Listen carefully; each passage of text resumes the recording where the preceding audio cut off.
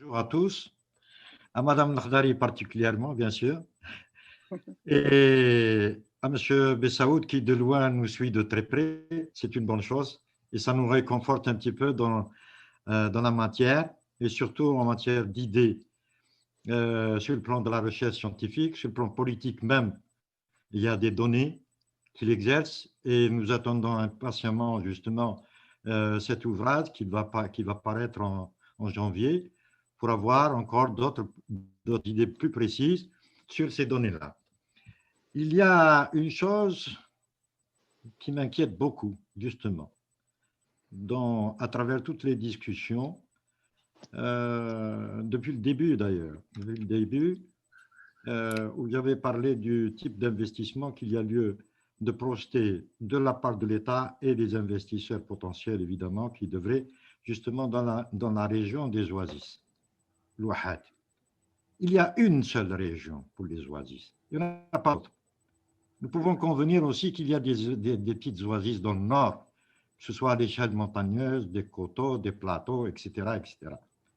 Ce sont des oasis qui sont formées avec des petits agriculteurs, etc., et qui ont résisté même du temps de la colonisation. Dans leur isolement, je dis bien dans leur isolement. Ceci dit, j'ai en tête évidemment cette question primordiale qui est l'élément humain. L'élément humain qu'on a peut-être occulté à travers évidemment les études de sol, les études de type, de modèle, justement agricole qu'il y a lieu de faire et de préparer dans ces régions.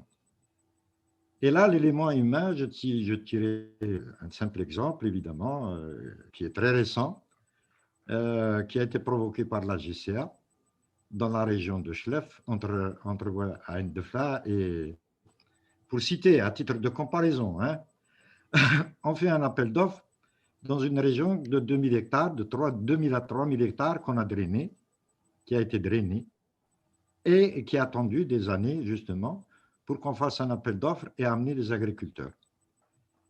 Ces agriculteurs ont soumissionné, bien entendu, pour prendre chacun une personne pour prendre une parcelle de 10 à 20 hectares, et ça date depuis 1996. Hein.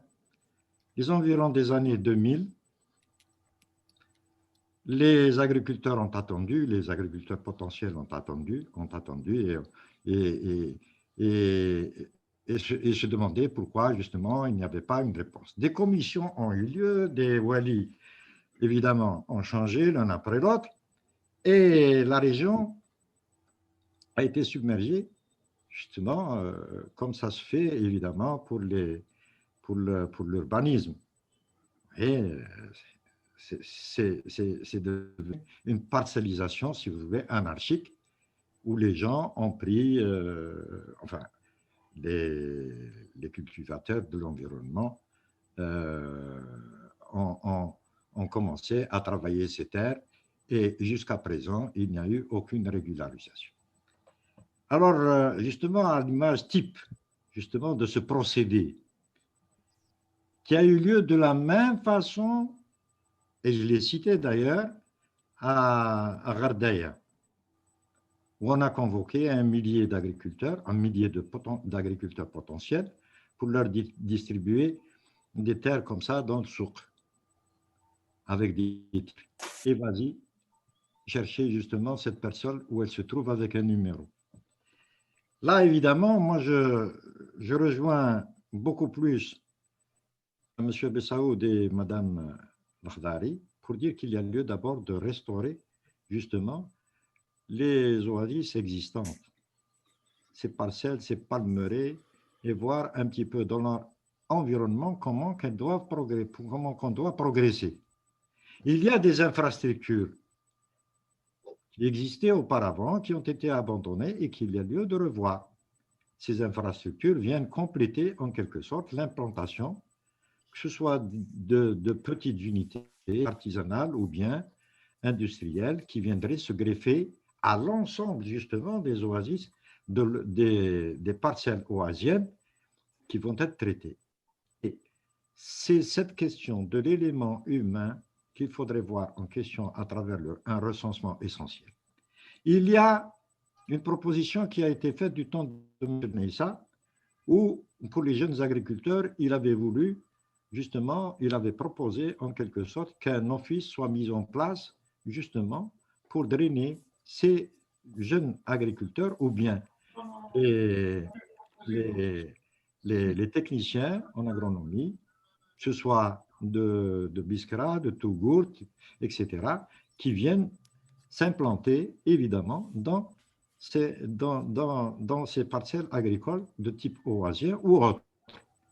Et évidemment, l'idée a été abandonnée. Donc, il y a une préparation, justement, de l'élément humain qu'il faudrait recenser d'une part pour voir un certain envoûtement, justement, de la part de ces gens-là et faire une préparation adéquate pour, justement, provoquer, en quelque sorte, que ce soit dans la restauration de ces oasis ou bien dans la propension qui viendrait tout autour se greffer et provoquer des coopératives agricoles oasiennes. Ceci dit, cela n'empêche pas, évidemment, en matière d'agriculture extensive ou intensive, que ce soit de type de palmerie tout autour desquelles gravitent des cultures céréalières, fourragères, etc., ou essentielles, des cultures vivrières, mais tout ça, justement, est-ce qu'il y a une véritable stratégie? Parce que, en consultant le BNIDER, en consultant d'autres instituts, je vois qu'il n'y a pas, ça n'a pas été ramassé d'une manière conférentielle, évidemment, qui réunit tous ces gens-là pour dire par où doit-on commencer, par où doit-on passer, justement, pour aboutir à ce qu'a dit tout à l'heure M. Bessaoud, un modèle d'agriculture dans le Sud. Voilà ce que j'avais à dire et je vous remercie. Excellent.